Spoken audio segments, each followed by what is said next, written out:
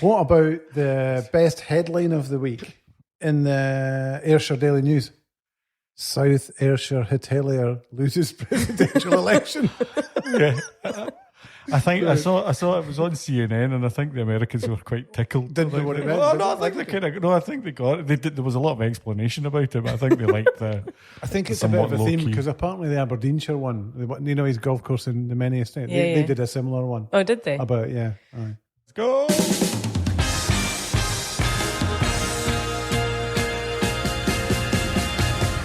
Welcome to the Good Roundup. My name's Stuart Steele. I am joined as ever by Chris Lumsden. Hello. And Julie Murdoch. Hello.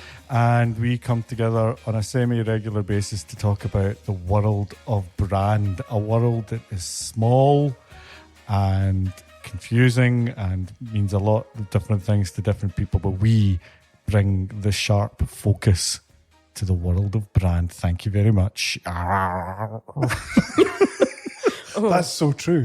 It's so that was good, true. Stuart. It's so true. And today, this is a topic that was suggested by Mr. Chris Lumsden, who has done what can only be described as very thorough notage for this topic, which is good. No, it's very good. And the topic is your website is your brand. Oh, yeah. Not just the website is your brand. It's your website is your brand. It is. And can you explain a little bit more around that sentence? What do we mean by this, Chris? Well, it's kind of cobbled together, but I suppose it backs into the scenario that we see quite a lot when we talk to clients or new clients or whoever they are, where they say to us that there's some brand work to be done, but don't worry about the website. That's being done either by another team or at another time or by another group. That's all been taken care of. We're just focusing on the brand. And it's this way that they're seen as, or they sometimes are seen, not sometimes, quite often are seen as separate things. And also so what happens is you get channeled into this sort of linear path of creating brand guidelines, which tend to be all about print and stuff like that, and quite often contain no detail around the digital angle or aspect. So it's so kind of old school on, year 2000. And listen, we've played we're as guilty as anyone else, I suppose, in being going along with this, and we have been involved in it. But I think we need to draw a line in the sand around it now, don't we? Because we know better than that now. But it's about being honest about how consumers behave. It comes to planning or researching purchase. It's a messy process, but the digital angle and the website, probably primarily, is disproportionately important. So you can't do brand without doing digital. When I first started doing websites in the 1890s, it was the reason you had a website is that you needed to have a website, and it was like the cool thing to do, and partly because you got PR from it. The Evening Times launching your new website. Yeah, Evening Times would come down with a photo, okay, somebody would sit beside a computer and have their thumbs up. And ready to launch. Was that when they first got a website? Yeah. So when a company got a website, it would be like Jimmy Chuchter's soap manufacturer have launched on the World Wide Web, and there was a lot of PR around it, and it was there, and it would be a picture of the MD looking at a screen with a young geeky person with glasses, and that would get you PR. I mean, it would get you PR, and this is why there was a lot of drive towards that. And then what happened was you needed to get a website because Jimmy McChurty's soap company has got one, so we need one because we've got to carry on with that. So then it was just a case of keeping up with the Joneses rather than any strategic led initiative. And it was probably seen more of as an informational thing. Cool. Yeah, and it was, it was just kind of like, so copy and paste that from the brochure. If you could scan that. So many of them were just online brochures, weren't they? Yeah, and sometimes literally the amount of scanning that we had to do off the brochure to get the picture. Okay. Times have changed. Yeah, it's like if you got a logo, it's in this brochure, so you'd have to scan it and then try and tidy it up to put it online. And of course, it's not. That's no joking apart. That's not that long. Yeah, I'm glad you said that, Chris, because that makes me feel younger. But it was that was the thing. And then slowly, what's happened over the last, let's say the last 10, 15 years. Let's say the last 10 years. Well, the phone since you've been championing digital. Yeah. I mean, certainly since the iPhone. The iPhone made it a little bit more but yeah, and it was kind of there in mainstream, and especially and that whole thing about COVID being an accelerant. I think there's definitely a case of that. Yeah, putting that. And I think to your point about it being disproportionately important, it'll be interesting to see what happens further down the line. But arguably, with the current COVID scenario and how much more time everyone is spending on digital channels, then it's even more so than is normally. I think. So why does it happen? Why do clients end up? I mean, because you've done the thing, Stuart. Your 5 or 5 sins. What this one plays to what aspect? I think it's a sense of digital maturity. I think it's like kind of got like, well, we need a website, so we'll just get a website, and it's seen as a technical thing rather than a branding. But point of you view. talk about in your 5 deadly sins, which is one about the inability of clients to break silos. Yeah. Talk about that. Why? Because it explains, I think, partially why this happened. Well, we had a conversation with Helen, who's out in the office today as well, about that. Is that it originally, because it was on a computer, then it was an IT solution. And IT would take charge of the website. And so therefore, because it was a computer, and therefore we'll design it and we'll put the content in. And it was a bit like getting your printer to design your brand a little Separate bit. silo. Yeah. So it was in there, and marketing would be kind of out the way. And as long as the logo was in the right place, it was there. But what happened was you got the websites which were, you got a number of requirements, and they would be put in a list. And by the letter of the law, they're there, but from a brand perspective, it was very IT. And that's basically where you got the computer says no kind of thing, because it's like, you know what I mean? It's because it's, does it do this, yes or no? And if the error message is, this doesn't work, please try again. And we've seen that a lot, haven't we, with just how decisions are made, and still see it. Maybe it's conflict between product teams and or sales teams and marketing, necessarily not always IT, but that kind of lack of recognition that decisions should be made based on just making decisions based on what your customer wants and needs, rather than what an internal department deems necessary and important in the hierarchy around that. Yeah. One of the things, just back to the point about silos, I think I was reading an InVision article the other day or yesterday. It was talking about product design, product development, but I think the point they were making, there was a quote from it that said, deep-seated silos and company infighting will ultimately hurt the user as well as your bottom line. And I thought that kind of captured it perfectly. Absolutely true, because the focus is then what the IT deliver rather than what the customer needs. Keep that, and we'll show it to clients. Good. Yeah. And so, this sense that we have put up with Stuart for so long, and the skills that he has, and realised he's not going away anywhere. Really tried to incorporate them into the business. That we now have incorporated that into our positioning, and we have this. If anyone actually does look at our site, this statement that says that you can't solve your brand problem without addressing the digital context. And that's what this is about. I think that's very central to our approach. Absolutely. And that's kind of part of our new client agreement policy stuff as well, which is, unless we can really get our arms around all of the entirety of those initiatives or projects, then we really don't.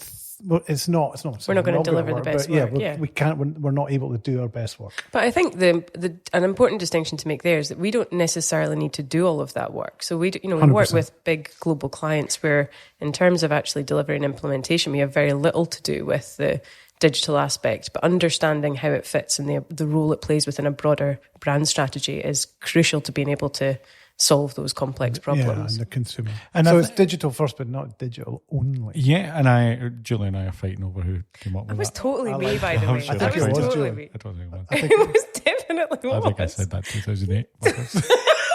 Well, he who said it last said it best, or something.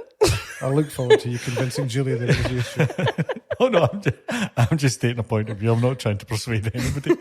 No, I mean, and I think that is important. And again, it's one of the reasons why you're not getting rid of me. Is that I think if you go to a digital agency, and these are interesting things now. If you go to a digital agency, every problem is going to be hit with a digital hammer. I think we're a brand agency, and so everything we're going to hit is with brand. Now, digital is over-indexing in its importance, I would suggest, but it's definitely not the only tool in the box. And if digital isn't right, after we get under the skin of a client, we're not going to suggest digital if it's not right, but chances are it's got quite a large part to play. And I think that kind of leads into the list of points that you... So why is that? I've cobbled together 6 or 7 points, which cross over quite a lot, but hopefully we'll get a discussion out of it. And the outline why, the backup why, we believe that the website is Oh the my brand. God. It's like he's going to do it, isn't he? I am going to do it. So number one, and this is something, Stuart, you handled beautifully in a meeting recently, Thanks very much. where, and I know it was actually a year ago, I think, when we were abroad, very but you said basically you're an online business, whether you think it or not. Yes. Can you expand? Yeah, I mean, you are. It's the first point of contact. I mean, we all do it. I think what's amazing when you're going through this is that you the amount of people that don't learn by their own behaviour. The first time that you kind of hear a new company, you're immediately, or even a new person. I saw somebody who's starting work at a client today, and the first thing I did was copy and paste that name and fucking Googled the shit out of him. And that's what I did. And that was instinctive. That wasn't even I should find him out. And it is amazing how you forget that. Yeah, when it's you your first port of call, isn't it? Yeah. So that's what you're doing. You're digging in and you're finding it. So the first point that somebody may be understanding who you are as a business is going to be Googling and finding it may out. be the only point. It could. Yeah, that's a very good point. It could well be. Depending how effective, depending what they find on there. Because that, if, and another phrase I like to, the salami of trust. Let's talk about the salami of trust. Okay, That sounds intriguing. every company has a salami. has a salami, and that salami is made of trust. And it is up to you how thickly sliced you give that trust away. You can give it away in big slices, or you can give it away little tiny little savoury slices. And if you go online and that online experience isn't good, you're giving away big chunks of that salami. Yeah. And you want to make sure, and the thing about the salami of trust is that it runs out. And so you're it's kind of pretty maintaining quick as well. Yeah. It's amazing. I was thinking about this, and we were doing this, today, and I was on a site yesterday, and the images wouldn't load quickly enough, so I just gave up. Yeah. And this is something you talk about a lot, isn't it? And have talked about a long time, about reducing friction throughout that and that do see it a lot, see articles about it a lot in the B2C space about, shopping cart abandonment and how little of how small the obstacle needs to be for someone to just say, fuck it, I'm out of here. And I think, although it might not necessarily be shopping cart, but the same principle applies very much in the B2B space, with that kind of make it difficult for me and I'm out of here. I'm gone. That big slice of salami is. That big people laugh at the salami of trust, but it's a very good metaphor. And you have a stat. There's a stat that you love a stat. I do. He doesn't always like to quote where they come from. I know this one's not sourced, Stuart, but the others are. 93% of all business-to-business purchases start with an internet search. Yep. I mean, it's not. Yeah. It's It not makes surprising. sense. It makes sense. I mean, and again, to you, I think the point you made, Julie, there about that difference between B2C and B2B, it's not the expectation of what the delivery of the endpoint is exactly the same. Don't wear that one out, because that's point number 4. All right. But I think to your point about you might be, you're an online business, whether you think about it or not. I think, again, not to over-index here on B2B examples, but I think, it ties to your point about digital maturity. A lot of the clients that we work with in that B2B space are maybe slightly earlier in that digital maturity journey. And I think the reality is that, you may have a very traditional sales function, and the sales team might not think that you're an online business, but your customer does. So You are now actively talking about point number 4. Oh, sorry. Okay. So, but you're right. Sorry. You're right, and we'll get there. So, point number 2. I've just been told off. No, I'm just guiding. Just guiding. And this is another one of yours, Stuart, that factually or, evidentially, customers actively choose to avoid conversations with suppliers. Yeah. I've got a graph, and it doesn't really work in a podcast. I can also do the graph with my arms, which again doesn't work in a podcast. But how in the old days you needed salespeople to push, because it was either going to be in a brochure, or if a client needed information, they would have to talk to somebody or get a brochure. That's gone most of the time. They're expecting to get that information online. They're expecting to self-serve. They're expecting to be self-educated. And it is always quite interesting when you go in and talk to clients and they go, no, our customers don't do that. And they go, well, your website would suggest that they do. And you should be helping them with that. Because again, the more useful you are, the more likelihood you're going to get in the sale. So your stat, though, is about the customer's first engagement with a sales representative with an organization is actually when they're on average 57% way through their purchase journey. And that's from a survey that Google did, and it's So the question is, what are they doing beforehand? Yeah, and yeah, what happens in that space? And the interesting thing is that that's from 2011, and you've put a note here going, "How come it's so old?" I think the fact that it is an old stat is actually so from 2011. It's not gone down. It's gone up. It's gone up. The threshold's gone up. So the kind of challenge for a client is to kind of go in that 57% of the space. What's happening in that dark matter? What's going on in there that we can influence and help and guide and push it forward, so that other 40% when they get in touch with us, and it's even coming on to the third point about customer journeys, but it is that thing about understanding what content's the right content. That's likely to be helping content, rather than selling content. And content we talked about a couple of podcasts ago is a nightmare for clients, because you've got to know what the right content is at the right time. But the only way that you can know that is by understanding the customer journey. Thanks, Julie. Yeah. Point number 3, understand the customer journey. Make sure that experience that they're getting is optimized, the brand experience or the web experience. So, yeah. So what we're trying to do, that 57% of the that you don't know, you have to understand.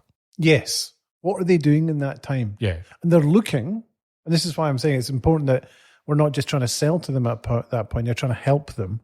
And you have another stat. Yes, you do have. So Stuart has a good stat, which is about 74% of sales go to the first company that was helpful. So again, I think it's a useful indicator, benchmark to use to say how, when it comes to content creation, is the content that you're creating, the content that on your site, is it helping customers in their journey to understand and educate themselves? Like you say, the point about self-informing and self-educating to help move them further through that journey, through the sales funnel, to ultimately do something that you want them to at some point on the site, whether that's download content or complete a purchase or whatever it may be.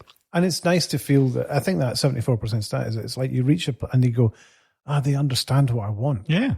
This is helpful. This is good. Yeah. So immediately you're thinking, these guys get me. I think one of the interesting, and from a digital experience point of view, it's the increments of detail that it's almost the stuff that you don't notice that can make the biggest difference. And again, I suppose that comes down to that same point about reducing friction and all that kind of stuff. But I think, it's similar to how, when we talk about premium packaging, do you know what I mean? And it's the small bits of detail and attention to detail that make the difference. And I think the same very much applies in the digital space, because it is, like you say, it's not a computer says no message, it's a whatever it is. And that's where, again, your values and your brand values become a really useful tool and guardrails there to guide what that digital experience looks like for different customers. Yeah, and I think that's been the maturity of the medium over the last 25 years, has been from just having stuff there and putting it on there because it's easy to do, because, we might get Evening Times round for a 40, which was a big driver for a lot of businesses back then. It's then kind of taking that round to kind of taking it a step further. And it's interesting, from being on a computer, it's been trying to be more personal at every stage. It's trying to consider the person at the other side of it, as opposed to, we've now got a website that's got 6 pages and a contact page. And that's a great point, because I think that represents the intersection between brand and digital. Because brand, I think traditionally, has always tried to make things human or more relatable. And digital's been quite functional historically. And I think this point now where they come together is really exciting. And enlightened brands and organizations recognize that they can deal with friction and help them remove friction by leveraging the brand in those spaces and at that time. So that's why we're particularly interested in this. And I think it's really a fascinating space for business and brand to live. So, okay, so customer journey. And now point forward. This is point forward. This is about the differences, really, I think, in B2B and B2C. And Jules, you were saying, and the one thing I want to say before I hand over is, I think you're absolutely right that B2B, I think, have been slower to recognize some of this stuff, because they're more interested and more invested in the sales dynamic probably than the marketing dynamic. So there's almost a certain arrogance about the fact that the sale starts with the salesman, don't you know? And we've been in scenarios where Stuart, you've proved that it hasn't, and that's when they open their eyes. I think, and there's also, and we touched on this in an earlier podcast, I can't remember what we were talking about, but that kind of belief within a lot of B2B organizations that B2B buyers are purely rational and logical when it comes to making decisions and purchasing. And that kind of, it kind of shifts the bias towards being a much more kind of transactional experience online rather than necessarily something that's kind of wrapped in the values of the brand. So, but I think, and you've got some stats here as well around, 59% of B2B buyers explicitly indicate that they do not want to interact with a sales rep as their primary source of research. And back to Stuart's point about the amount of guiding content that a brand needs to produce in order to help that 59% of buyers who want to learn and educate and research before they even think about picking up the phone to speak to somebody. The challenge that you get in organizations is the fact that sales teams think that the website's going to take their job. And so what you have is a lot of self-preservation going on and saying, it doesn't work like that. With us, we're going to go, yeah, it does. Yeah, it does. You're not. It's such a unique business that it does. That it just does, and that's fine. And because obviously, with the shift to online banking and online shopping and everything else, the sense of for a B2B sales team is like, this is trying to get rid of us. But if anything, it should be looked at as enriching these guys' experience, because what they can then do is they don't need to do as much selling. They can do a lot more consultative approach as opposed to kind of trying to do the grunt work. If you've got a more informed customer, you're going to have an easier and probably more profitable sale. Yeah. And so the education that needs to be done to sales teams, who you understand why the fear is, because I'm kind of walking into a room going, right, we're going to do better self-service, and somebody's going, this is a money-saving exercise to get rid of the sales team. And it's what a customer wants. What I find really interesting and frustrating is that, my observations of where organizations should spend their human capital or where they should allocate it is not at that part, because I think businesses are getting better and better at outlining content in this space to help consumers, guide them. It's when you get to troubleshooting. I want to speak to a person, and you get locked in a dystopian digital circle. That's a nightmare. So I'd rather have people to talk to troubleshoot rather than to sell. But we've also had, if you want an argument, well, I'm not going to argue with you, but to contradict that point, probably, we did a piece of work with a client a number of years back now, which was specifically about creating content so that for the support section for the site, wasn't it? To reduce the number of calls that were going into the customer support function. And there was, that kind of the need to be able, no, you might want to be able to pick up the phone and speak to someone, but the need for people, for that content to live online so that people can solve their own problems and troubleshoot themselves is something that is as important. I agree, but once I've been through those questions and seen that I need to go. Answered. Well, interestingly, I'll tell you what, we've had none but trouble with Marks and Spencers, and Flowers are pricks. So when basically, me too. Yeah. So Sam's had none but trouble. Sam's been getting a lot of flowers because she had to live with me for 2 weeks while I had COVID. So what was happening? The flowers were coming in and were all crushed and they weren't particularly good.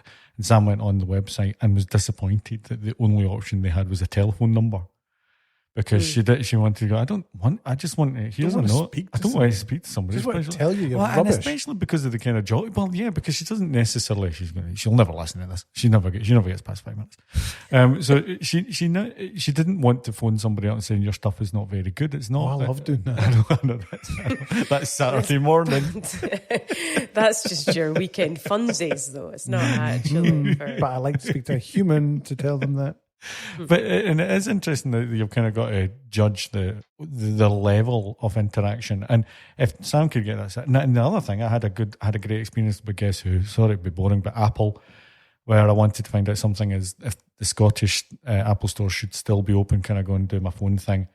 And it was on a chat thing. You got the sense it was a robot. But they still knew. But it was great. I mean, it was like fine, and within 2 minutes I got the thing, and you just knew you were going to be on the phone for 2 minutes, pressing buttons left, right, and centre. So it can help the process, and it probably does have a saving for the business. But it's ultimately what does the customer need? But that's exactly what I was going to say. Your point about understanding the customer journey. At what point do I now want to be able to pick up the phone and have my question answered? You're absolutely right. And if the most frustrating bit and where the brand damage is done is where they don't recognise that.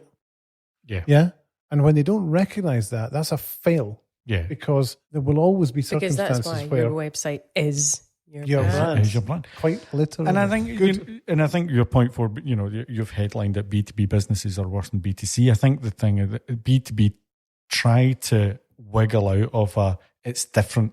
Yeah. It's different. And it's not because it's a more complex sale. Yeah. They are more complex sales, absolutely. But what that means is people will spend probably longer and research more deeply. Yeah. So it's a more considered purchase most of the time. Point 5. Product pages are more important than home pages. Discuss, Stuart. I think the interesting thing about product pages is that's where the heavy lifting is. And there's a balance between doing sales messaging on product pages and here be the facts.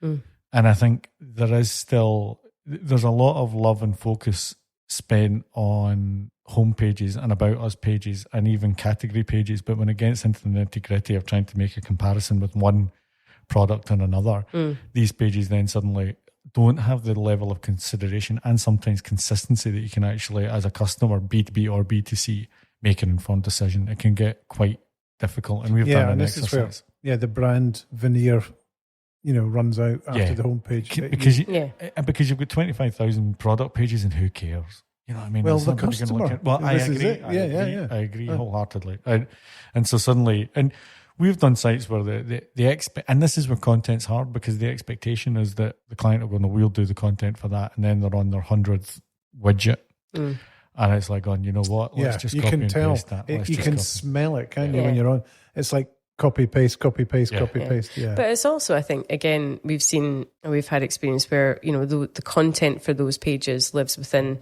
Obviously, the product team have a core role to play there in terms of shaping that. But if it's completely separate from brand, and then it becomes and it should be a more functional page because, again, being mindful of where someone's at in their customer journey, but it can't be completely devoid of anything related to the brand. Otherwise, it just becomes Yeah, it just. I mean, and it's interesting because brands don't take up a lot of emotional space in your head, but you respond a lot to emotional messaging that brands give you. And while I'm not suggesting you're doing a big emotional thing over a fridge on your product page, at least having some kind of brand emotion, humanity in those product pages will help sell a little bit better. Hugely. I mean, sentiment and readability are crucial. Yes. Yeah. So make the brand work. Make the brand live here. Yeah. It's and the good thing is, I think, if you do, most of your competition aren't, so it's easy to steal a mark. Yeah, absolutely. Absolutely. Which kind of leads us on to the last point which I've made, which is in this world and in this space, it is a lot about tone, language, and personality rather than design. If you get the sentiment and the readability right, and you get, especially in the more sort of language-driven channels, which probably are more social, possibly, it's really important to understand how these things all come together in concert. So headlines and hierarchies, we talk about that a lot with clients. I sent a note yesterday to Stuart Scott. Apple sent something in about their new chip. And, when we talk about headlines and hierarchies, Apple are the best proponent of it. There's a hook in the headline and there's a brief and then there's click here to go deeper. And it's just, I know it's a cliche and we reference them a lot, but it's because they're so damn good at it. They're so damn good at it that no matter how deep you go, the brand is alive in that space everywhere. I think the intuitive nature of the interfaces and everything that Apple does clearly bleeds through into the digital experience as well, because you don't find yourself at a dead end with not sure where to go. Sounding like a mechanical code. Yeah, you naturally kind of work. And I think that's where you talk, Stuart, again, talks a lot about, stuff being over-designed as well. On the flip side, we've talked about product pages being overly functional. I think you can go to, we've obviously seen instances at the other end of the spectrum where it's distracting because it's like, just because you can stick a video component in there doesn't necessarily mean you should. And again, that's where you're kind of, your values do drive some of that as well. Absolutely. I mean, there was one review of a site I had to do for a client saying, you've never met an animation you haven't loved, because the homepage just didn't stop moving. And it was like going, for the love of the baby Jesus, going to please stop moving this. And I think what was happening was you could see at the presentation mode to the marketing team, they love it. It was like, oh no, that is really cool. But they only have to see it once. Yeah. And if you've got somebody coming back to the same thing and it's like, look how clever we are, and you have to wait those 3 seconds. And again, that's why Apple are the best of it. They still hit you with stunning visuals, But the information that you can get to it And doesn't- words. yeah. I mean, the language. I mean, It's I'm the just sitting balance here. of it, isn't it? The it's balance just- of it's beautiful. Yeah, it is. And, I mean, and sometimes you've got to have the hard. I mean, Nike do a lot of hard hitting visuals when you go into the site and then try and get out of the way. But I mean, I think for me, Apple really know what they're doing with it and understand the balance of trying to impress you to make you feel that this is a premium product that you're about to buy, and also give you the information that makes you want to get it. But I mean, there's other people who go, no, what we need is this thing to go boing, boing, boing. Was it What do you say? Design doesn't survive the first page of the website. I mean, after once that, you've yeah. seen it, Design once doesn't it's- survive yeah. the user. Yeah, exactly. And it's kind of, once you kind of get that out of the way, you want to get into the detail of it. You're there, and Apple are good at just knowing when to push and knowing when to pull back. And I think that saying no to things is as hard as saying, yeah, let's put another animation in. What it needs is more content, or more. No, Well, I know. I was just about to correct myself. There's no such thing as too much content. Just Just the wrong just content. the wrong content. Sorry, Stuart. It's all right. Sorry, Shark. Sorry. Here's the Shark today. Don't do it again. It's got a new shark t-shirt. We've not heard any Sean. Come on, No, I'm not doing any show. He's I'm not doing. he's not a performing. No, performing monkey. Oh, That's right. what I was looking for. So that brings us to the end of the Preachy. don't Your think it's website preachy. is your brand. And that thankfully hasn't got at all annoying throughout. Well, I hope that these previous points have illustrated the fact that it can be dangerous to separate the two. I think No. we should have a quick recap on what those 6 points Yes, are. recap away. Chris. Who, me? Yes, you. Yeah. Okay, so point number 1, you're an online business, whether you think it or not. Point number 2, customers actively choose to avoid conversations with suppliers, so be aware of that in the content you Use your create. content to guide. Point number 3, make an effort to understand the customer journey. What are those guys doing in that 57% of time before they maybe reach out? Number 4 is B2B tend to be worse than B2C, so just try and write that balance. And then 5 and 6 are kind of variations on the same thing, which is product pages do the heavy lifting, home pages are for the pretty, but product pages are where the difference is made. And then be really aware of the fact that tone, language, and personality trump design, logos, and that kind of thing. And that's about the brand really seeding into all of the depth of the site and into the content. So yeah, that's where we are. So That's where we are. all channels lead back to that base, that website base. So make sure you're looking after it. Make sure it's on brand, and make sure it's Make sure it's the what the best customer wants. representation of your brand. Brilliant. Guys, you're the best. That has been an average podcast, and I have thoroughly enjoyed it. Me too. Until next time. Bye. Bye.